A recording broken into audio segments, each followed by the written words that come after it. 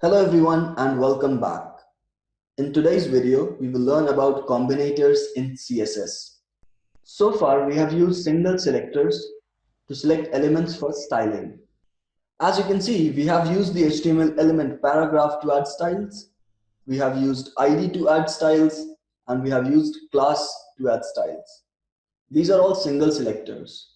Now, let's learn how to combine these selectors so that we have to define lesser IDs and classes. For this combining purpose, we have combinators. These combinators define the relationship between two selectors. These are the four combinators available in CSS. The first is descendant selector. It is represented by space. Then we have child selector. It is represented by greater than sign. Then we have adjacent sibling selector. It is represented by plus sign. And then we have general sibling selector. It is represented by tilde. Let's try the first one, which is descendant selector. The syntax to use descendant selector is selector A space selector B. The descendant selector will select all the elements matching selector B, which are descendants of the elements matching selector A. Let's try an example to understand this better. You have these HTML elements and you want to select all the paragraphs which are inside this article. So for that, let's add some code here. So first we need to select all the articles. So for that we can simply do this. And now what we want to do is we want to select all the paragraphs which are inside this article. So we could simply do space and paragraph. And this will select all the paragraph tags which are inside this article element. Let's bring up our code editor here. Let's try changing some values, say font size 18 pixels. And as you can see, the font size is reduced for all these. Let's try giving it a background color. So let's say background color and light yellow, let's say that. And as you can see, all these paragraphs are highlighted with light yellow color.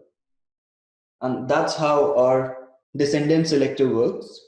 Now let's try the next combinator, which is child selector. So the syntax to use child selector is selector A greater than sign selector B.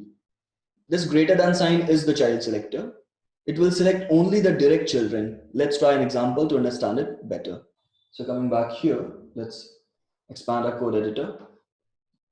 Let's say these paragraphs were wrapped in a div.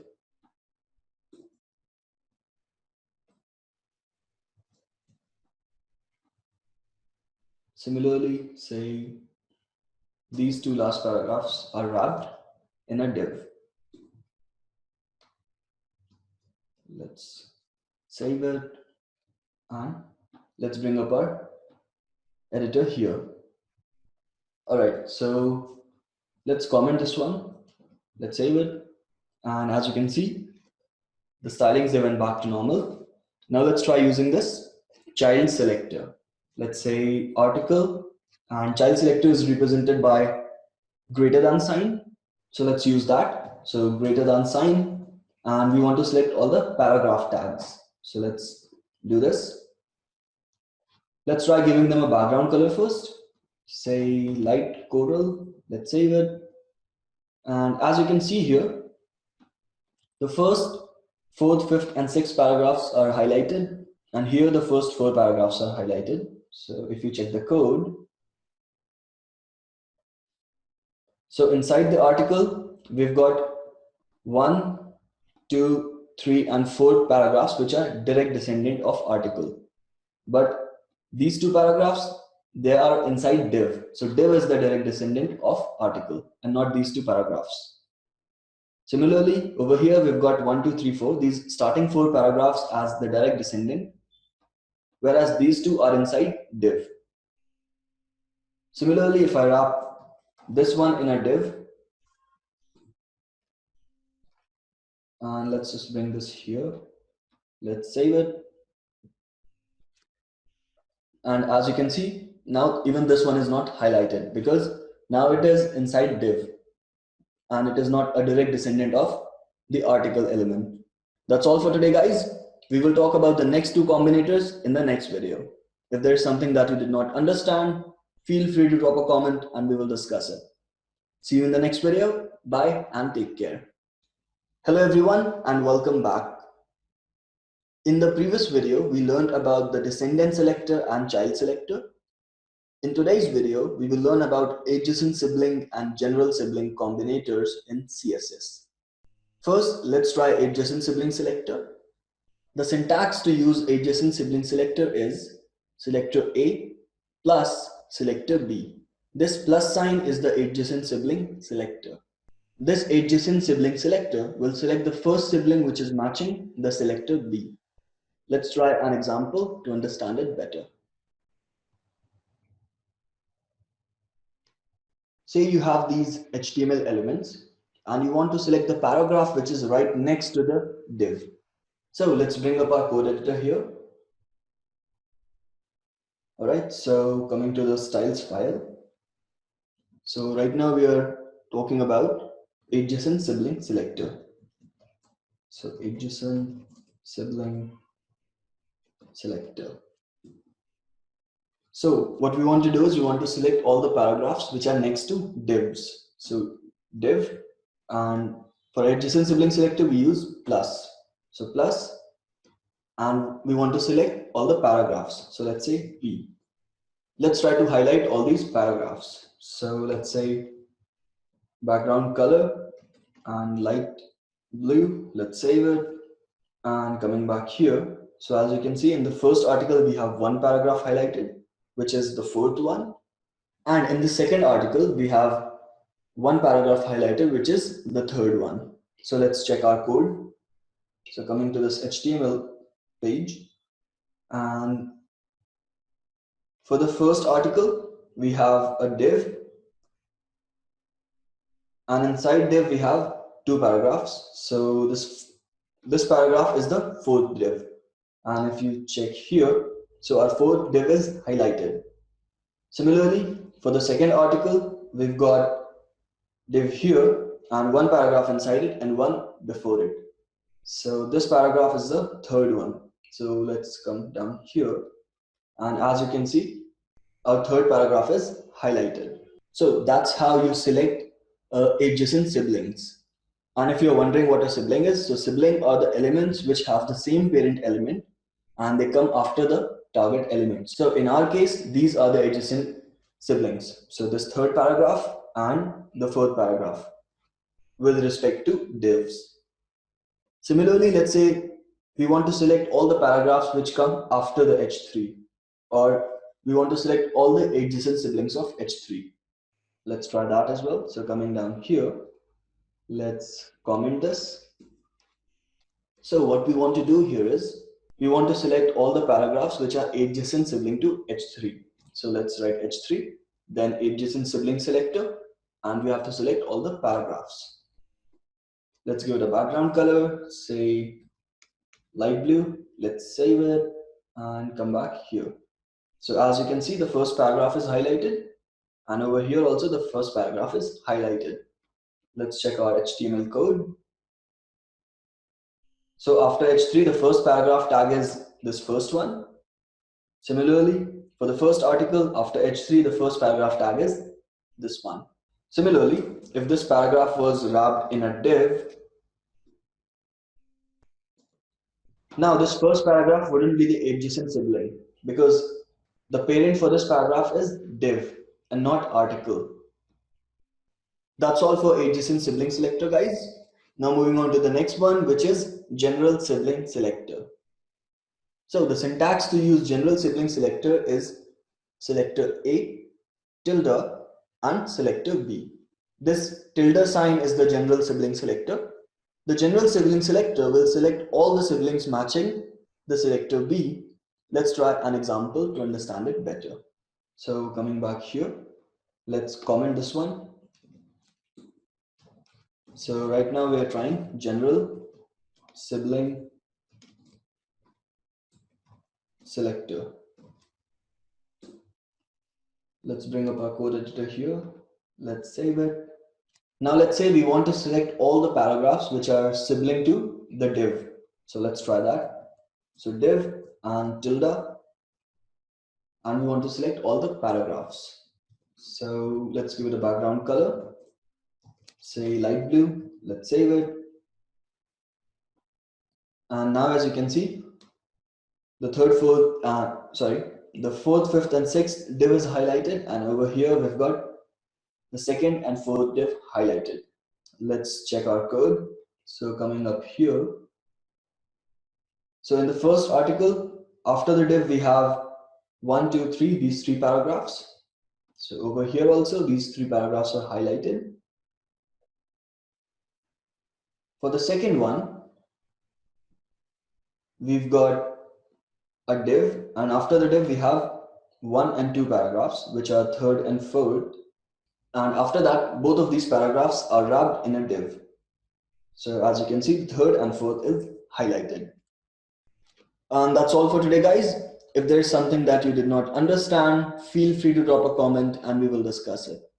See you in the next video. Bye and take care. Hello everyone and welcome back. In today's video, we will learn about pseudo classes in CSS. A pseudo class is used to define a special state of an element. If you remember this code, we learned about this in the video where we saw how to add style to links. We use these properties :link, :visited, :hover, and :active to style different states of our links. This something is called pseudo class. They provide us access to different states of HTML elements.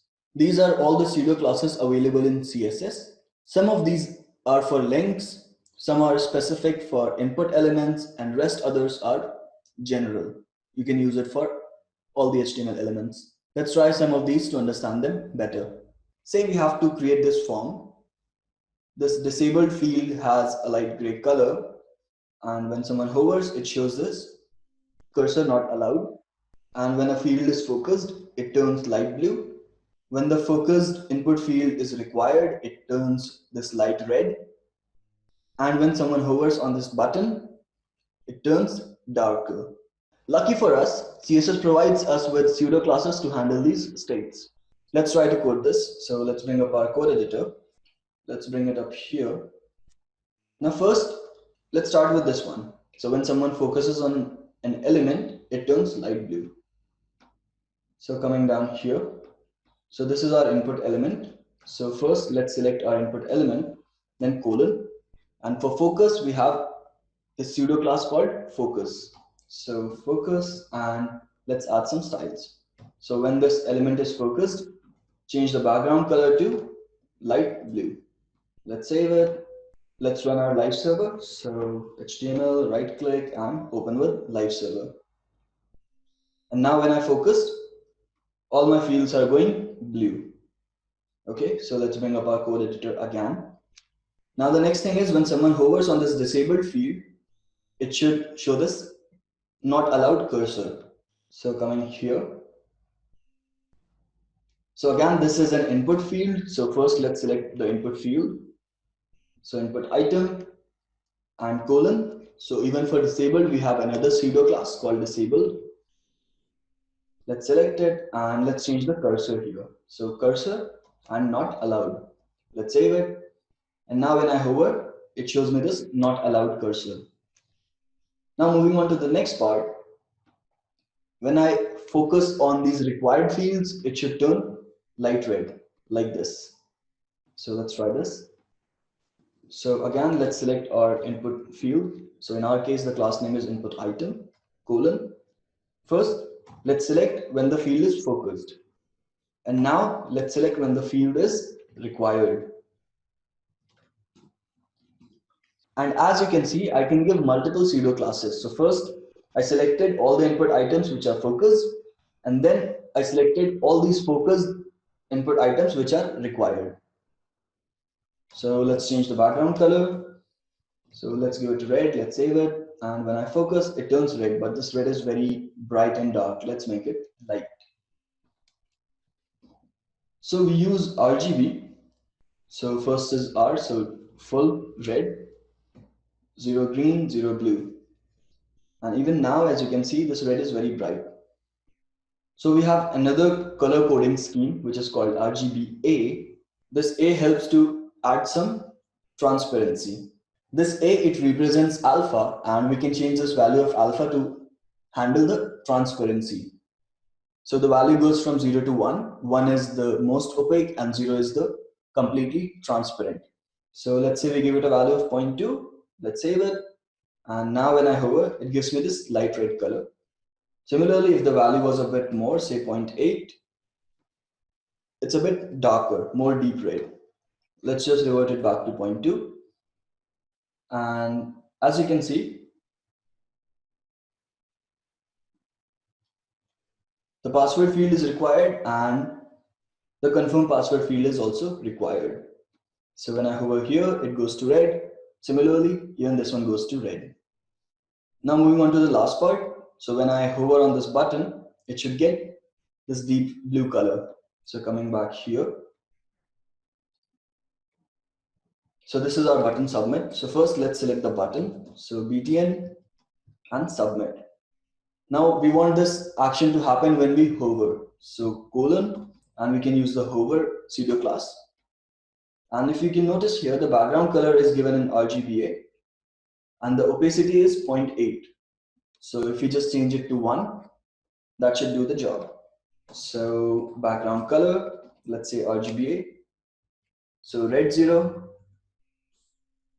green 0, blue full. And for the alpha, let's just give it a value of 1. Let's save it. And now when I hover, it still is not going bright. Let's see. So instead of blue, let's say 255.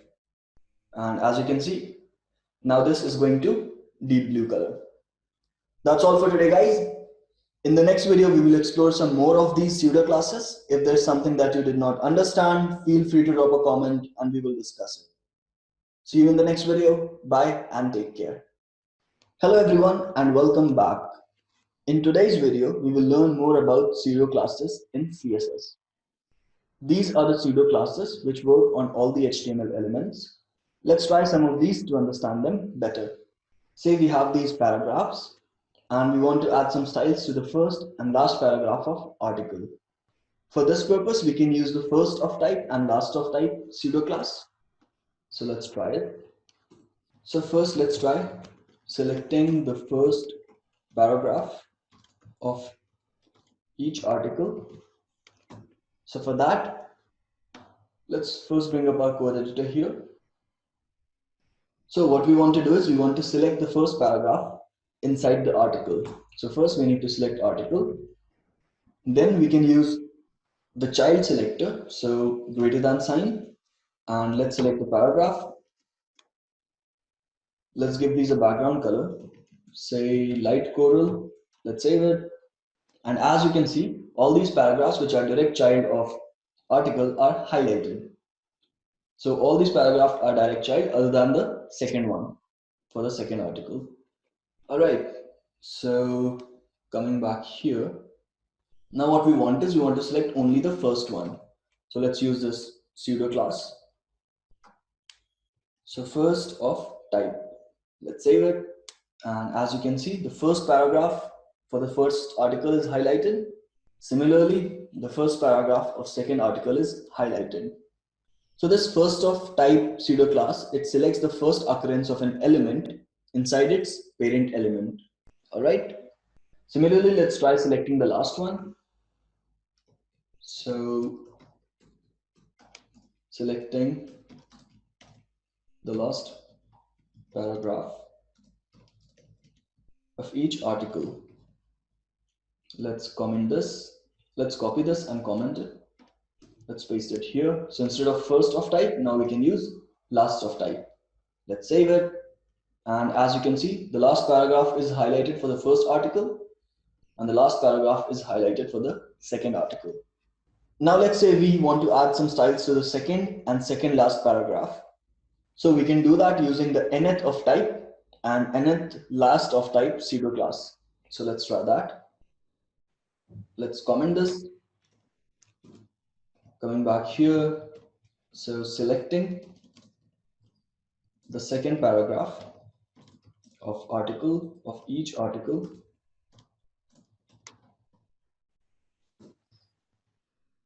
Now instead of this first of type, we would use nth of type. So we want to select the second element, so we can simply write 2 here. Let's save it. And as you can see, the second paragraph is highlighted for the first article, and the second direct paragraph or the second direct child paragraph is highlighted for the second article. Similarly, if we wanted to select the third one, we could simply do like this. And as you can see, the third one is highlighted. And over here also, the third direct child is highlighted.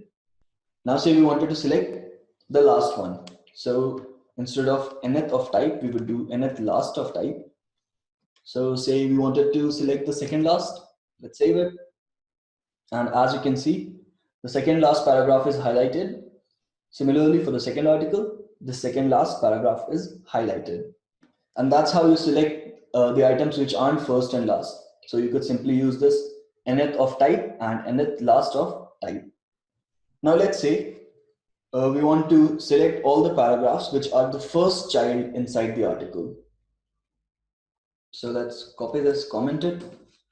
Now what we're trying to do here is select all the paragraphs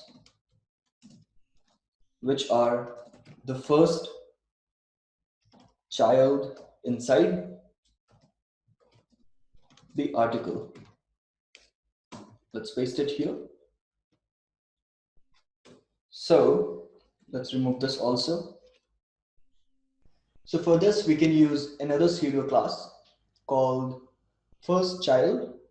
So let's use it here. So first child, let's save it. And as you can see, nothing is highlighted in the first article, but in the second article, this first paragraph is highlighted. And why is that? Because what we're doing is we're highlighting only those paragraphs which are the first child. So in the case of article 1, the first child is this H3. Similarly, let's try selecting the last child, which is a paragraph. So let's just copy this. Let's comment this. So what we're doing is select all the paragraphs which are the last child. So actually it would be 1. So instead of all, let's just say select the. So select the paragraph which is the last child inside the article. So instead of first, we could simply do last child. And as you can see here, the last child is a paragraph and that's why it's selected. Similarly over here, the last child is a paragraph and that's why it is selected. Similarly, let's say we wanted to select all the paragraphs which are the second child. So for that, we can use another property. Let's just comment this. So select the paragraph which is the second child inside article. So instead of last child, we could simply do nth child and we can give the value 2. Let's save it. And as you can see, this paragraph is the second child inside the article. But over here, there is no second child, which is a paragraph. Because this paragraph, it is wrapped inside a div. So as you can see here, so for the second article, the second paragraph is wrapped inside a div. All right. So similarly, if we wanted to select second last child, we could simply do something like this. So select the paragraphs, which is the, let's say, second last. So second last child inside the article. So instead of nth child, we could do nth last child. Let's save it. And as you can see, the second last child for the first article is a paragraph, so it's highlighted. Similarly, over here, the second last child is a paragraph, and that's why it is highlighted. That's all for today, guys. If there's something that you did not understand, feel free to drop a comment and we will discuss it. See you in the next video. Bye and take care. Hello everyone and welcome back. In today's video, we will learn about pseudo elements. A CSS pseudo element is used to style specific parts of an HTML element. These are all the pseudo elements in CSS. Let's start with the first one, which is first line. So the first line pseudo element is used to add styles to the first line of a text. It works only for block elements like paragraph and heading tags. Let's try an example to understand it better. Say we've got this web page and we've got these paragraphs and headings. Let's say we want the first line of each paragraph to have more letter spacing and a different font color. So let's try that. Let's bring up our code editor here.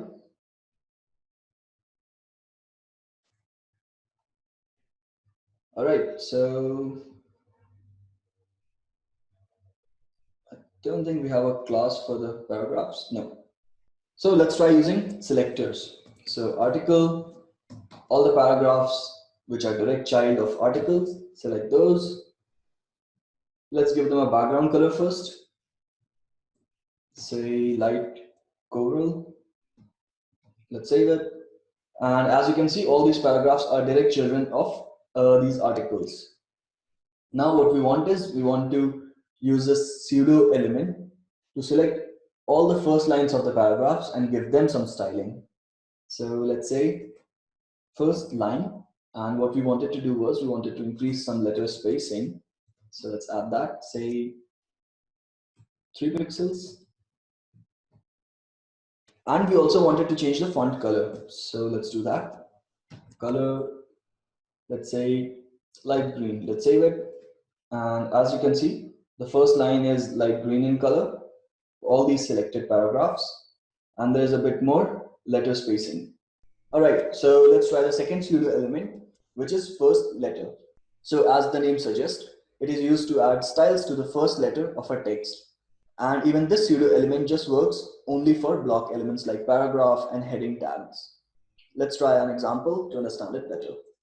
All right, so let's just copy this, comment it, and paste this here. So instead of first line, let's say first letter, and let's increase the font size, say 36 pixels, and let's change the color to,